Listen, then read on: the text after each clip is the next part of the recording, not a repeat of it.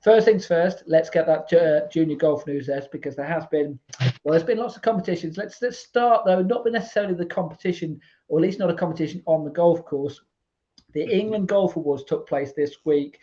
And are we going to take some of the credit for this, Ian, or not? Because some of our guests, future and past, have won awards, haven't they? Well, I mean, I'd love to take even an iota of credit, but I can't. First of all, of course, you just said it there, Steve. I think a friend of the show, very good personal friend of mine as well, Mr. Aaron Cox, picking up, as you can see there, the Participation and Development Coach of the Year award. Very well deserved. All of his work, of course, up at Blackwell Grange, the junior academy he's built up. And don't forget, of course, if you do want to hear from Aaron, he's been on the show, hasn't he? I think was it episode 6 or 5 or 6, wasn't it, Steve? And he explains really to us about how he's made it such a success and how he's promoting junior golf. And I've never in my life met somebody more deserving than Aaron Cox. So congratulations to Aaron. Yeah, I echo all those things you say there. He's doing a great job there, and it's obviously been recognised as well that at national level as well. So he's just one of the award winners. There were lots of awards on the night. We can't really go through all of them because there are some categories which probably aren't towards junior golf. But some of the ones which Women and Girls Trailblazer Award was won by Hannah Crump from Warwickshire. Yeah. Tournament venue of the year. Now this is one which is close to your heart as well. Farnham Golf Club, and they hosted the England Under-18s Championship. And they were successful. And have you been there? I've got to admit, I've not been to the venue. I don't really know too much about it. Well, I can fill you in a little bit if you like, Steve. So Lottie Wade there in that picture, of course, on the left. They actually had a party up at Farnham Golf Club yesterday during the awards, just to see if they won. I didn't get an invite, though, although I was in Scotland, so I couldn't have gone anyway. But there you go.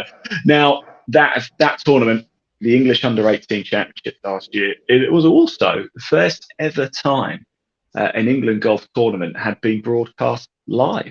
You believe that? I mean, who quiz for you, Steve? Who do you think might have broadcast that event live? Who do you think it might have been? And if you say Sky Sports, I'm going to personally come around and punch you in the face.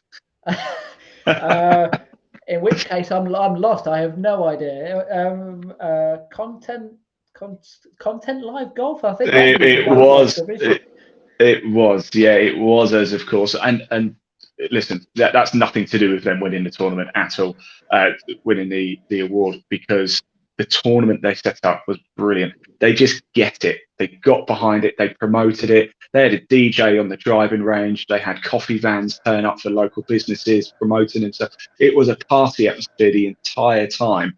And it is very, very well deserved. And I have to say, all the clubs we go to always put on a great show.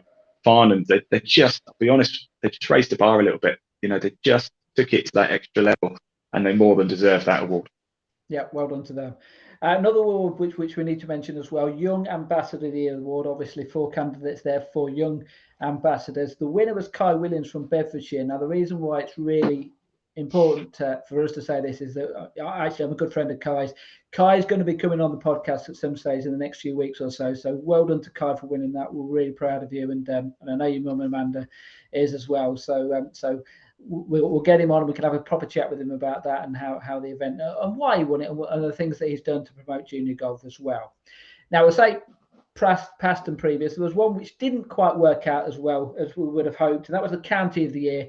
It was won by Cambridgeshire, who of course were on the podcast when we did recently about county golf. They were one of the nominees. They didn't win it, but they were on that podcast, if you remember, playing against Warwickshire. And that match did take place, of course. So who did you think it won? What do you think the score was? No, Dave, I struck up a real bond with those two guys. So I don't, I have to. I'm going to say Cambridgeshire. Well done, good point. Yeah, right. They won. I mean, by the sounds of it, some comeback as well, because the foursomes in the morning, they'd lost the first 3 games, so they're 3-0 down after the first 3 games. Won the last 2 foursomes games.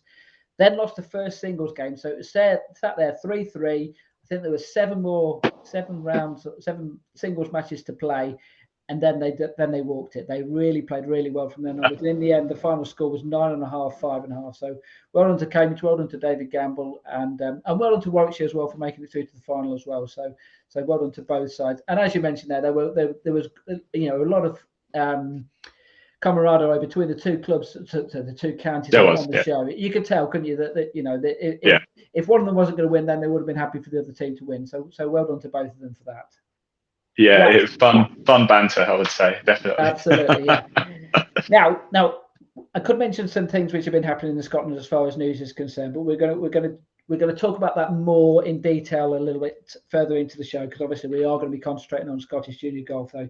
So let's stick with some of the golf stories in England and Ireland as well. Midland Under-16 Boys Championship, that took place at Hawkstone Park. Leo Vorbiev from Wentworth Golf Club won with a 7-under par score over 3 rounds. Final round of 66, so really good. He won by 1, but from Monty Holcomb from Walton Heath. I know Monty very well. Yeah, and he shot a 68 in the final round as well. So that sounds like a really good final round there. Two players really going at it. Under 16s, Amelia Wan, I think another probably golfer that you're aware of as well, from Sherwood Forest. She won by 4 shots with a 2-under par score over 3 rounds. There was a Stableford competition for under 16 boys and girls. Owen Rafferty from Worksop won on cap at the boys from Scott Antoon from Kings Hill. 39 points he got. 39 points as well for the girls competition. That was Sky Fantanelli from Faversham Golf Club. She won by 5 points there. Now, the Fowler Series, we are going to be talking about the Scottish event, but let's talk about the one which took place earlier in the year, which well, I was going to say you were at, weren't you, Ian? But what happened? Just tell me. Yeah, no, it wasn't feeling great. So there you go. Although I will say, we were there. We had a presence. Leon, our cameraman, was there. And if you do go to the Fowler Series social media channels, Facebook, Twitter, Instagram, you can see a boatload of content that we still shot on the day. No live content, unfortunately, and a bit like yesterday, though, actually in Scotland, very minimal live content so far for Fowler Series. You're a bit of a curse, aren't you, at the moment? No, I have to say. Yeah. For those who aren't aware, Ian unfortunately had COVID. Unfortunately, I think it was on the day the day when you arrived. You found out, was it something like that? Yeah. So I'll tell you what happened then, because obviously you haven't got a clue what happened though. So the results were just boys under 21s. George Johnson with a 2-under par, which was the overall winner as well. Boys under 16s was Paul Collington, 6 over par. Girls under 16s, Kiara Rushmore, she won by 11 shots, which is some going there. And the girls under 21 category, another friend of the podcast, we're going to take some credit here, aren't we? Good old Bailey Pike, who was on the podcast, the very first one, which wasn't me and you, was the one where we did it on college golf in the US.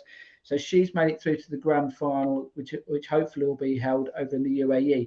Now, interesting one about this is that this is something I had to check with Matthew Fowler and the Fowler Series as well, what the situation is, because as we know, she's going over to the States in August, September, and obviously the Fowler Series Grand Final will be taking place in October, November. So this is just something for people who may be watching and maybe going through the same thing, looking to play in some of the events later this year. What would happen if you did win?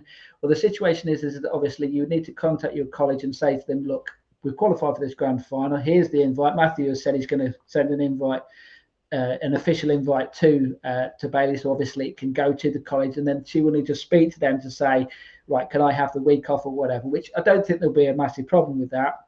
The big problem is obviously it's the financial cost of obviously then getting from the States right the way over to the UAE.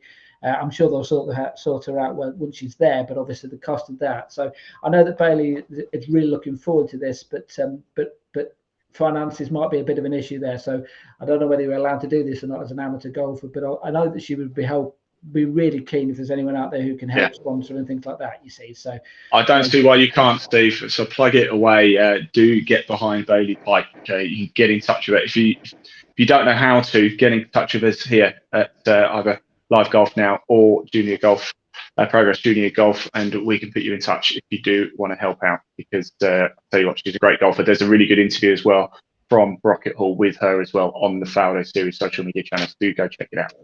And also, not as well, if anyone wants to have a look back at the podcast on college golf, they can find out a little bit more about Bailey and her journey as well. Her granddad, as we spoke about in the podcast, died only a few months ago. You see, so she's been through a bit over these last few months or so.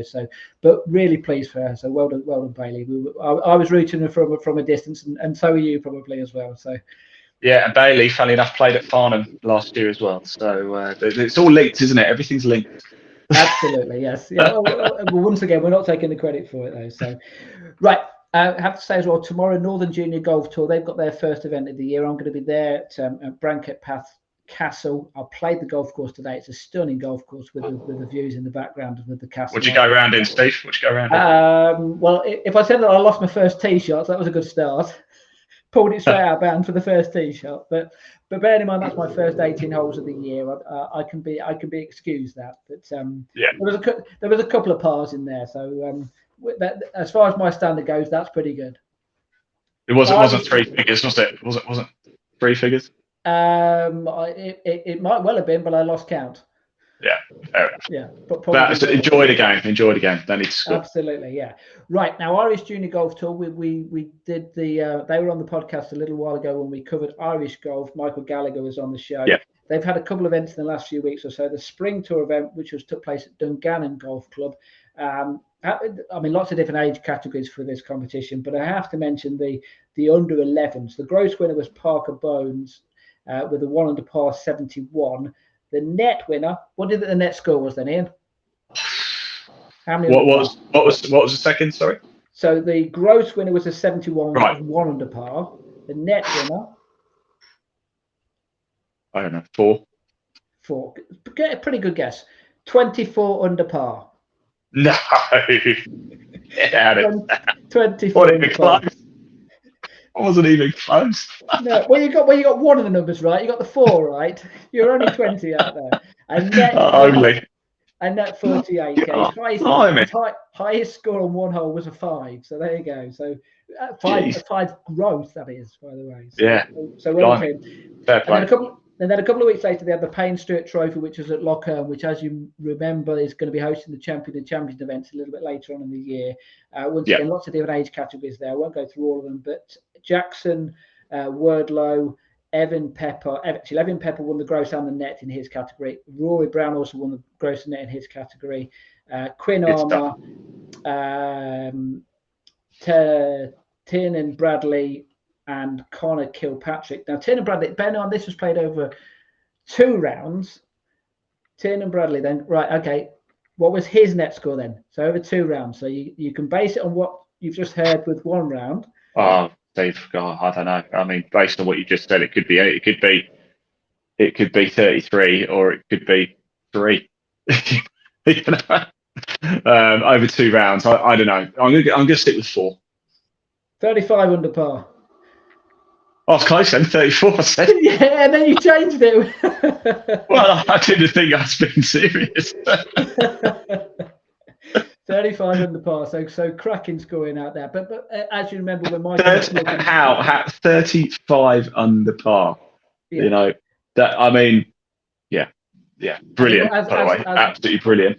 But too good for the system. Too good for that. Yeah. For that. As Michael explained, that what he likes to do is he likes to give them, opportunities to have birdies and pars and eagles and things like that. Yeah. So they play off shortened tees to give them the opportunity to feel as if they're scoring well. I mean, his gross score was probably something around about 1 or 2 over par, but obviously the net when his handicap came in that's fantastic score and well done to them.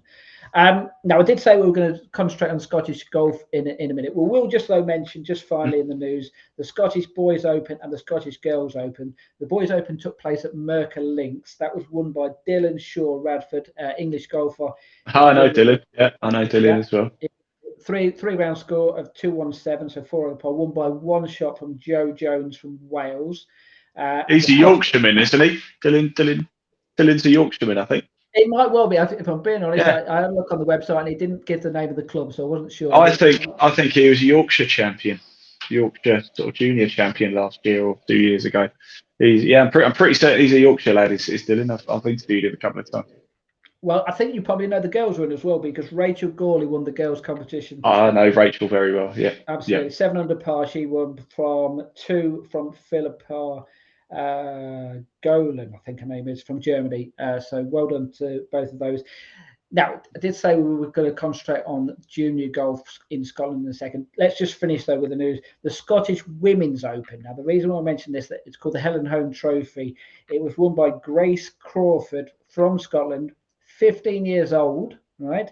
So the first Scottish winner for 20 years, and the youngest ever winner of the competition since, in 2009, someone called Leonie Maguire. I don't know if she ever went on to do anything at all. But,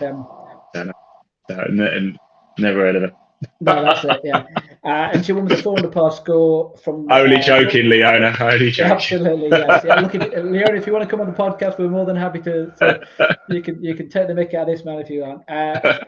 Thalia Kirby, I think you also know as well. She's from. I know. Talia Kirby. Can I just say something about Talia as well? Yeah, no, if you ever met somebody, she just doesn't ever stop smiling. It's infectious. Brilliant. Honestly, she could. I did an event up at Romanby. She was there, and it just rained all day long, but she had the biggest smile on her face all day. It's brilliant. Really, it really is. It's that type of positive attitude that just brightens up a rainy day. So yeah, great to see Talia going well. Absolutely, yeah. So that basically covers there have been events at Robert Rock Junior Golf Tour, British Junior Golf Tour, Junior European Open Tour. There's been lots of Junior Opens as well. They'll be continuing over the next few months or so. As we know, Progress Junior Golf, we try and cover all the events. We try and get all the events on there. So anyone who wants to find out what competitions are coming up, have a look, see what's out there, see if there's some competitions which you can get your name down for. The Founder Series, we've got some events coming up a little bit later on in the year as well. So lots to talk about. And let me just add to that, Steve, as well. You make a very good point there. If you do want to visit Progress Junior Golf, the website, there's a link in the body of this broadcast wherever you're watching it. You don't even have to type it in. It's there. Give it a click. It'll take you straight through to that man's website. That is Steve Jackson. Progress. I can't. Yeah, you are pointing the right direction. Yeah, I'm pointing the right direction, but I feel like my fingers here. Him over there. Just give it a click. Great. Honestly, it's an absolute encyclopedia of information. Do go check it out. The link in the body of this broadcast. Give it a click. Find out anything you need to know, and you can get in touch with Steve that way too. And also there'll be photos as well from the Founder Series event this week in Scotland as well on there, and the Northern Junior Golf Tour, and there will be throughout the year as well. So, right, lots to cover there.